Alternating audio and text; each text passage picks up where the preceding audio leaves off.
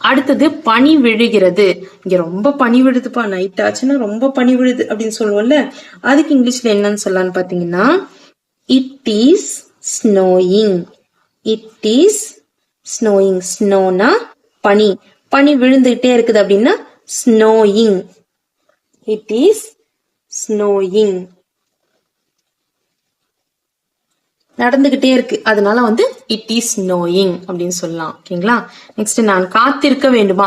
எவ்வளவு நேரம் நான் காத்திருக்கணும், இன்னும் நான் காத்திருக்கணுமா அப்படின்னு நம்ம கேட்போம்ல, அதுக்கு இல்லைன்னா நான் யாருக்காவது வெயிட் பண்ண, நம்ம எங்கேயாவது யாராவது பார்க்க போனோம் அப்படின்னா அவங்க இன்னும் வரல சார் அப்படின்னா நான் காத்திருக்கட்டுமா இல்ல வெயிட் பண்ணட்டுமா அப்படின்னு சொல்லுவோம்ல, அதுக்கு இங்கிலீஷ்ல எப்படி சொல்லலாம்னு பாத்தீங்கன்னா வேண்டுமா அப்படின்றதுக்கு ஷல் ஐ.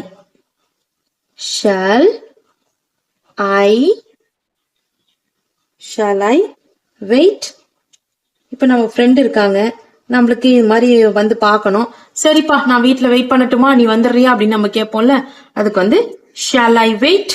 நான் காத்திருக்க வேண்டுமா, நான் வெயிட் பண்ணட்டுமா நீ வரியா அப்படின்னு கேட்போம்ல, அதுக்கு ஷல் ஐ வெயிட் அப்படின்னு கேட்கலாம். இப்ப நான் இல்ல நான் போட்டுமா அப்படின்றதுக்கு ஷல் ஐ கோ அப்படின்னு கேட்கலாம்.